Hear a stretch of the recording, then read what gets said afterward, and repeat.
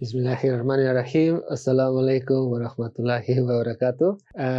Hello everyone. So today we will continue discussing these issues related to Islam and gender. But in this time we will deep a bit more on the situation of Indonesia, particularly as the largest Muslim country in the world. What are the upsides and downsides and the trends here in Indonesia, and most important, after all, what can Indonesia teach on Islam and gender to the world? Because I think there we should know more about what is happening in this country, so we can get more insights on the importance of gender inclusiveness from a religious perspective. So thank you, Professor Nina. Welcome back. So for this session, my first question is, this is more in context, in the Indonesian context. We find that the influence of global Muslim feminists has created a divide between those who advocate for reinterpreting the Quran to be gender inclusive and those who perceive these contemporary perspectives as a threat. Are these motives religiously grounded, or are there other motives where Islam is used to justify them? Okay, first of all, I can regard that most of the society, not only among Muslim, are patriarchal. So Muslim reinterpretation of the Quran can be a threat, for the people who support patriarchy. And sometimes people misunderstand reinterpretation as changing the Quran. It's different. When we reinterpret the Quran, we reread the Quran from from gender lens, from gender perspectives. So, for example, like what I have said earlier in the session, that the Quran says "Ar-rijalu qawwamun 'ala nisa." That's the Quran. It is not changing from, like, for example, the Prophet era up until now. The Quran is the Quran. It is the Quran, the word of God that we believe. It is revealed to Muhammad through angel of Gabriel. It is not changing. The interpretation is that, I think everyone has the right to interpret the Quran. But the majority, the patriarchal society, for example, interpret the Quranic verse 434 as "Ar-rijalu qawwamun 'ala nisa bima faddallahu ba'dahum 'ala ba'din wa bima anfaqu min amwalihim." It says that it is the men. Then we reread using the theory or the finding of Professor Nasaruddin Umar, and it come out differently. Not only men who can be the leader of the family, but based on the differentiation of the term gender and sex in the Quran, that we see rijal is masculine, can be male or female. So the challenge for interpretation is the misunderstanding to equalize the interpretation as the changing the Quranic verses itself. No, we do not change the Quran. We just change the way we read the Quran. Because of misunderstanding, some people life can be a threat of being killed. It can be like that. So that's because of the misunderstanding. Well, sometimes we find the patriarchal society is still prevailing among many places around the world, but still we find that usually they justify through religious scriptures. But are there indeed more reasons behind, like economic or social or cultural, that it's not really linked to religion? What is a true motive?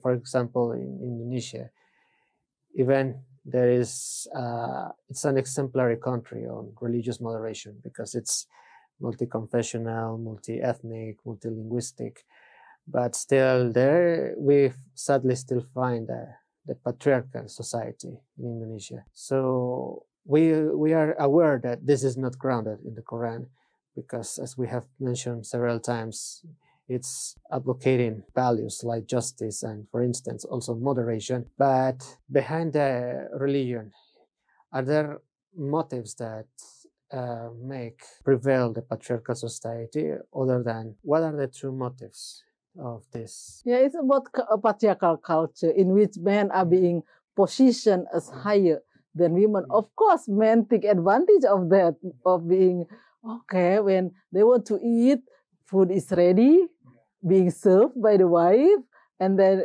if they want to wear the clothes, clean clothes is ready, it is being prepared by women.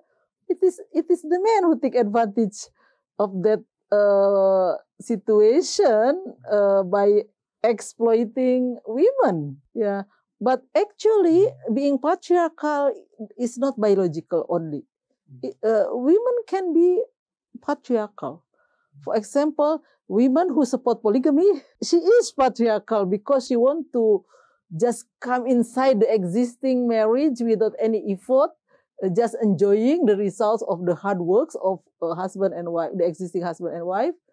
Yeah, but hurting many people inside the marriage, like not only hurting the first wife, but also the children and the parents of the women. They must be, miserable for seeing that the marriage are in turbulence, and it's very difficult to achieve sakinah, mawadah, warahmah, the aims of the marriage in that kind of polygamous marriage.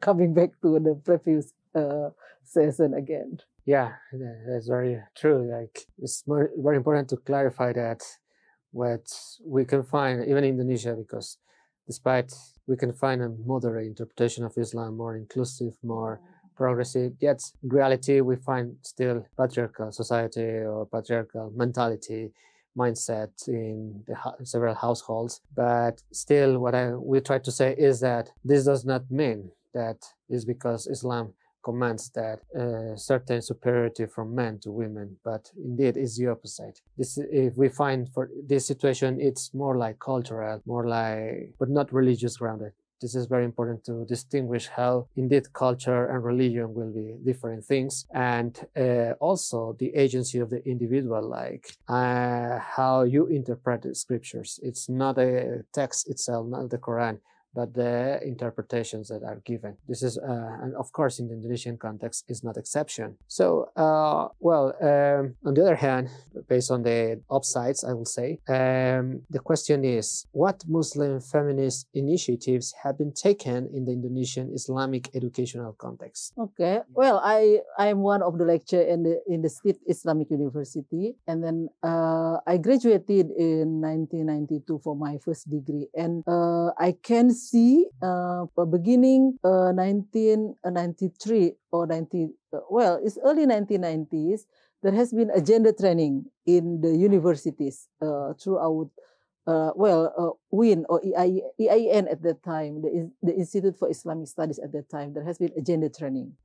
So we learn what is gender is, and of course by having awareness of the gender inequality, then we try hard to be able to solve this problem. And I did my MA on gender studies and also my PhD on gender studies. And when I returned home from my PhD studies 2007, I was being assigned to teach gender as a course. So I think beginning 2010, I taught gender in Islam in the PhD level. But previously, before I returned to my institution, gender in Muslim societies has also been taught, for example, in the Faculty of Theology at EIN, in the Institute for Islamic Studies.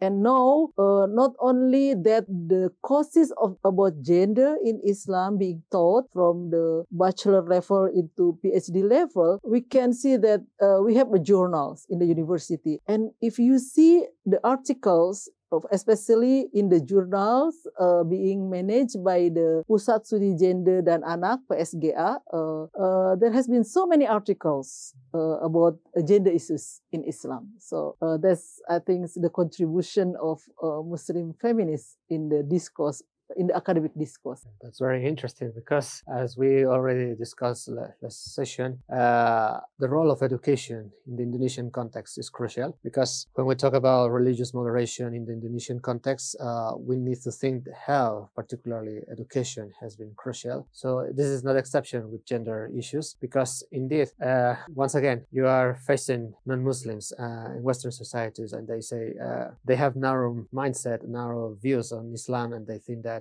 just Muslim women don't get access to education. And this is true, but not everywhere. Like, we can find, yes, the situation in Afghanistan or in some countries, but not everywhere. In Indonesia, at least to some extent, we can find that there is existing literature, existing contributions from Muslim feminists in Indonesia, where they are discussing openly the matters of gender issues at Islamic universities. And this is very important because much of that literature is expected to be also in English language so that it can reach a broader audience and broader. So yeah, the role here will be significant. And because of that, well, this following question is related to the previous one. How are Muslim feminist ideas spreading across Indonesia? Well, I myself is often being invited by the IAIN or UIN throughout Indonesia. For example, I remember that I gave gender training in Aceh and then in Kalimantan and Nusa Tenggara Barat. And not only that, not only in Indonesia, I was also invited, for example, to do gender and Islam training in the Philippines. So this, other than gender training, of course, my writing also being accessed by Muslim who reads my articles. That's beyond time and place. So as we can see, it's like for Professor Nina, since she's a researcher, academician, well, here we can find that the spread of these ideas can be done precisely through the academic circles. But still, we know that Indonesia is skillful at social media. Is there any particular role from social media to extrovert these ideas?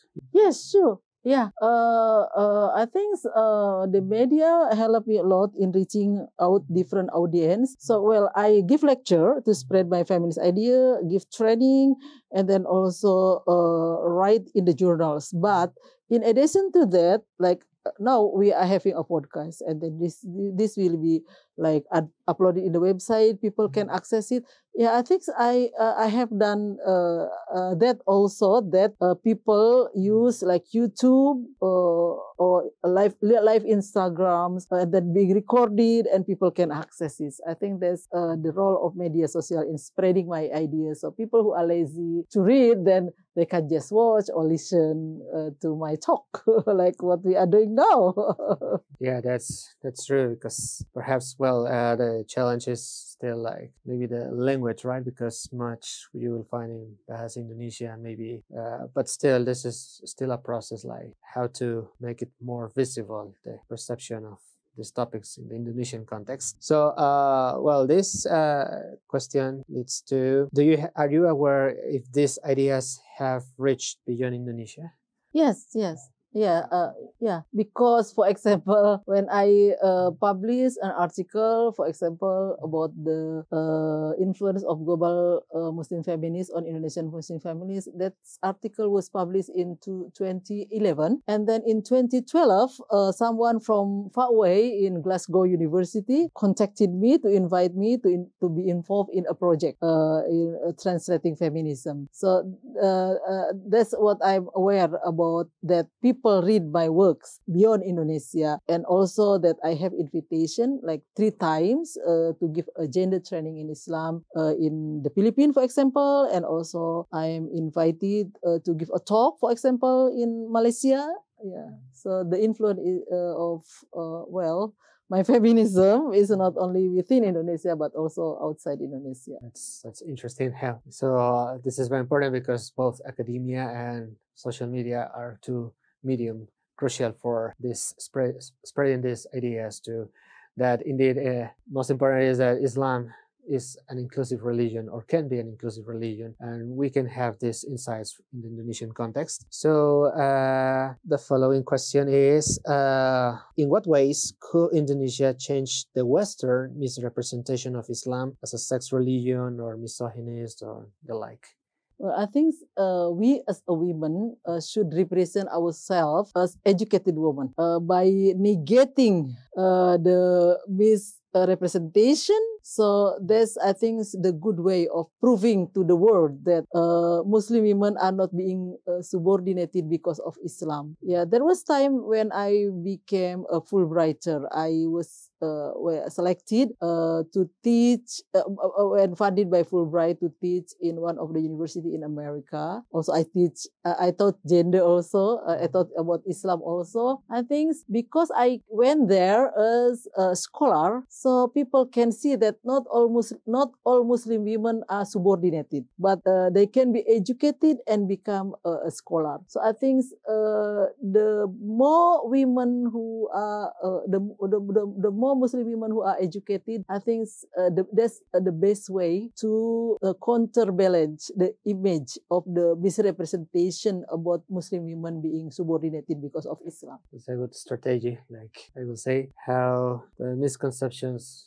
because, I'm asking this because, in the maybe in the Indonesian context, we perhaps, of course, there will not be Islamophobia, for instance, right? Because it's Muslim majority country, it's there is religious inclusivity, but when in other countries or regions like Europe or North America, the Americas, for instance, we still have that stereotype that all Muslim women are, are oppressed and they cannot study, they cannot work. But indeed, as Professor Nina said, it's more like the education itself, like how to become more educated will be not just by words, but by actions. How to prove, in this case, Western society, that Muslim women are aware of their situation and then they are doing something to show the world that indeed they have freedom, they have agency, and that all of this is because the Islamic religion itself encourages these values of justice and progress and the like. So,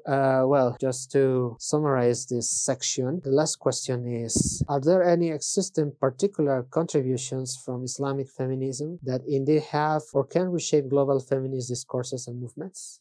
Yeah, to answer your questions, I would like to give the example of KUPI.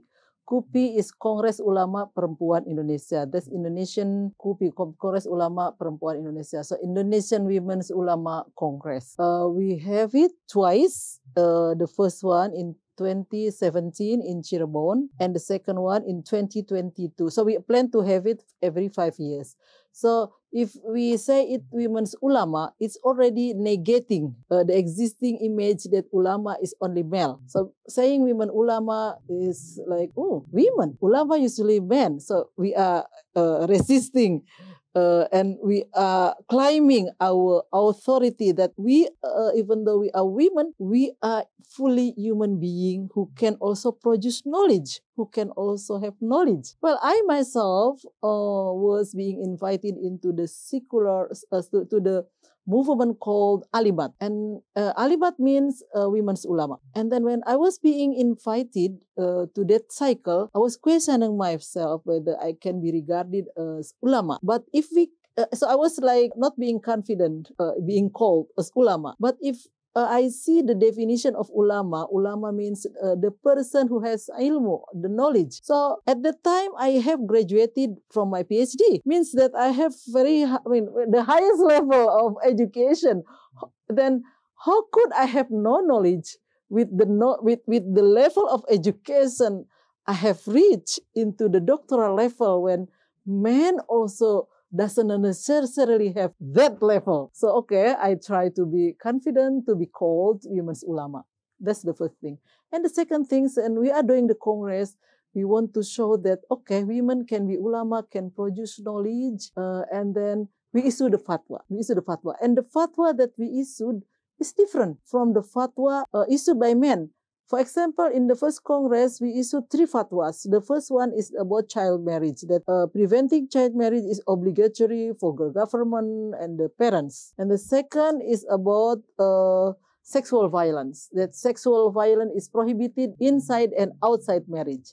And the third one is about environmental destruction, that environmental destruction is prohibited even for the sake of the development. So this kind of 3 issues is they are unlikely to be taken into consideration by the men who tend to be perpetrators, while the women tend to be the victims. And we have larger issues being discussed that we issue the fatwa in the second Congress, yeah, like for example the issue of female genital mutilation, and then the issue of extremism, but we still also focus on environmental destruction, for example, yeah, and we involve in this 2 Congress, we involve people from outside Indonesia in order to set an example that, okay, here in Indonesia, there is a movement of women to show that they can be knowledge producer,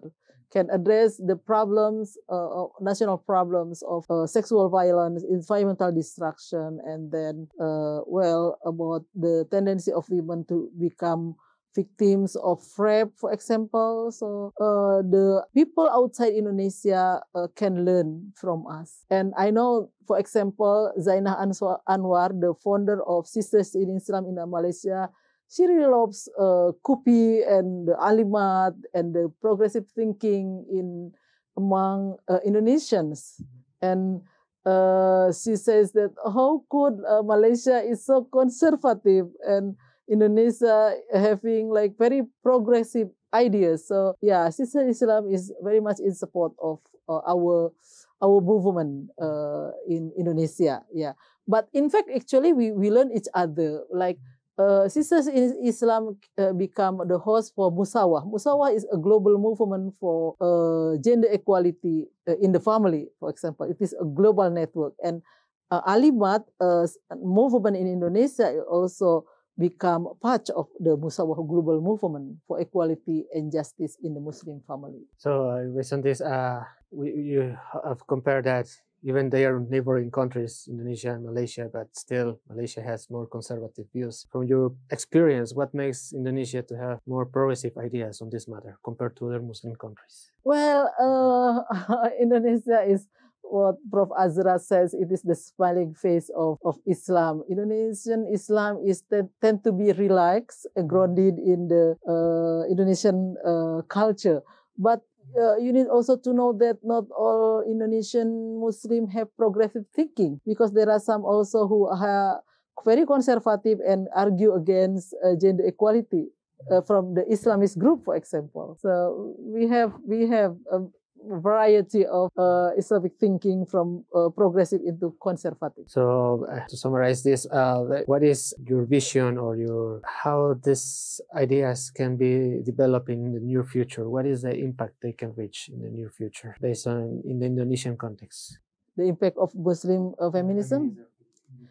Yeah, I think it is a very influential. For example, Women's Ulama Congress, KUPI. We call it KUPI. KUPI is actually an event, but then it is being regarded as like a body that the government consult KUPI in terms of their policy in relation to women.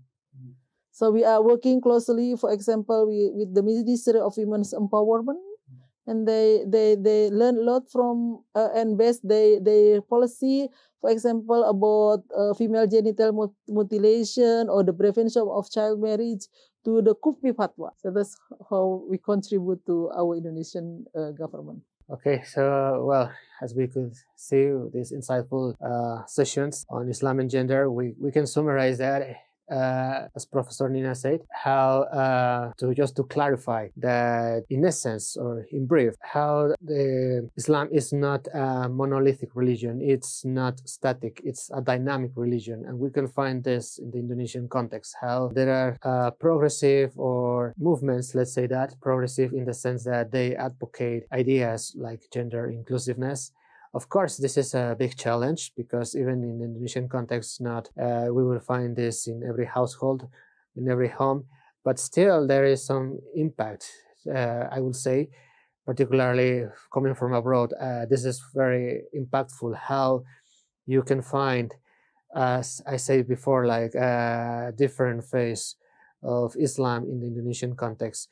It's like other scholars have also highlighted this, how in the Indonesian context we find like a smiling or friendly or colorful face of Indonesia, and this is part of this